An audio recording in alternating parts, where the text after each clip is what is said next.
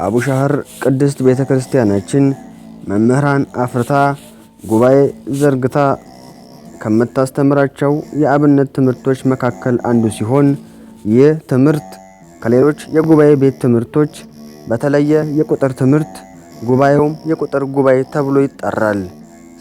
ሰላም እንዴት ናችሁ? ውድ የጠልሰም ቻናል ተከታታዮቻችን ዛሬም እንደተለመደው በሌላ አስደናቂ አስገራሚና ትምህርታዊ ቪዲዮ ተመለስን። እስከ ፕሮግራሙ ፍጻሜ አብራችሁ እንድትቆዩ ግብዣችን ነው። ይህን ፔጅ አዲስ ከሆናችሁ ላይክ፣ ሼር፣ ሰብስክራይብ ማድረግ አትርሱ። ወደ ፕሮግራሙ እንለፍ።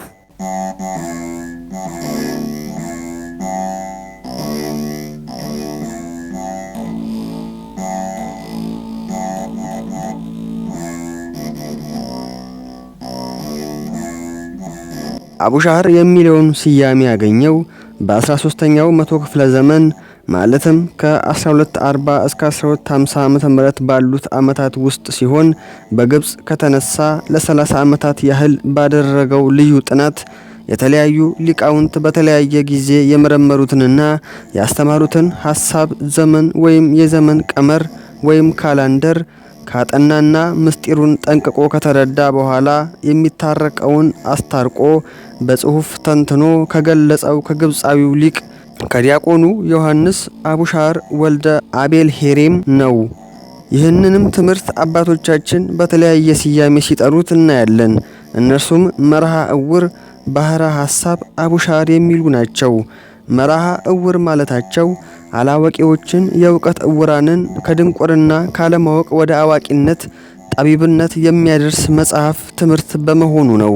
እውርን እሾህ እንዳይወጋው፣ እንቅፋት እንዳይመታው፣ ባህር ጠልቆ እንዳይገባ፣ ገደል ገብቶ ወድቆ እንዳይሞት መሪው ጠብቆና መርቶ ከቤት እንዲያደርሰው፣ ባህረ ሐሳብም አላዋቂውን ሰው የኃጢአት እሾህ እንዳይወጋው፣ በባህረ ኃጢአት ሰጥሞ በክህደት ገደል ወድቆ እንዳይሞት ጠብቆና መርቶ አጽዋማት በዓላት የሚውሉበትን ወደ ማወቅ ያደርሰዋልና መርሃ እውር የተባለ ሲሆን አቡሻህር የተባለው በመምህሩ ስም እንደሆነ አስቀድመን አይተናል። ባህረ ሐሳብ የሚለውን ስያሜ የሰጡት ግን ከብዙ ምስጢራት በመነሳት ሲሆን ከነዚህም መካከል ባህረ ሐሳብ የሚለው ጥምር ቃል ባህርና ሐሳብ ከሚሉ ሁለት ቃላት የተገኘ ሲሆን ቁጥር ያለው ዘመን ማለት ይሆናል። ሐሳበ ባህርም ይሉታል። ይህም ማለት የዘመን ቁጥር ማለት ነው። ይህንንም ያሉት እዝራ ሱቱኤል ናቸው። ስለምን ዘመንን ባህር አሉት ብንል ባህር ከምንጩ ወጥቶ ቢፈስ አንድም እየጨለፉ ቢያፈሱት አያልቅም። ዘመንም ምጽአተ ክርስቶስ እስኪያግደው ድረስ ሰውን እያሳለፈ ሲመላለስ ይኖራልና ነው። ከምጽአት በኋላም ይቀጥላል። ዳሩ ያ ዘመን ቁጥር የሌለው የማይለካ ዘመን ነው እንጂ። አንድም ከባህር ገብተው ሕይወት ያለው አሳው አዞው ሕይወት የሌለው እንቁ ድንጋዩ አሸዋው እንዳይታይ የባህር ሐሳብ ትምህርትም ብዙ ዕውቀት ይገኝበታልና ነው። አንድም ባህር ከውጪ ሆነው ሲያዩት ያስፈራል፣ ያስደነግጣል። ዋና የሚችሉ ከሆነ ግን ገብተው ሲዋኙበት ግን ያስደስታል።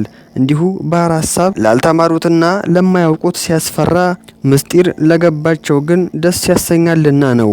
አንድም ከባህር ሁከት እንዳይታጣ ከዘመንም ሁከት ስጋ ሁከተ ነፍስ አይታጣምና፣ አንድም ከባህር ማዕበል ሞገድ እንዲነሳ ከዘመንም ማዕበል ኃጢአት ማዕበል ክህደት ይነሳልና መልህቅ ጥለው ዓላማ ተከትለው የባህር ሁከትን ማዕበል ሞገዱን ጸጥ እንዲያደርጉት ጾመው ጸልየው ሱባኤ ምህላ ይዘው ጸጥ ያደርጉታልና ያመልጡበታልና ነው።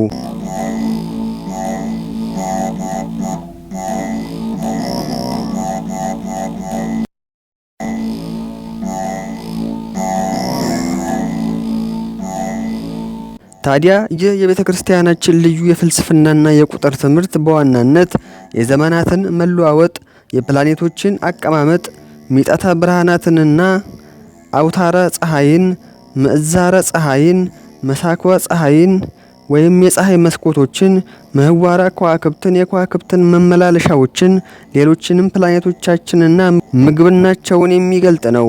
የዕለታትን፣ የአውራህን፣ የዓመታትን የመባቻ መንገድ የሚያሳይ ነው።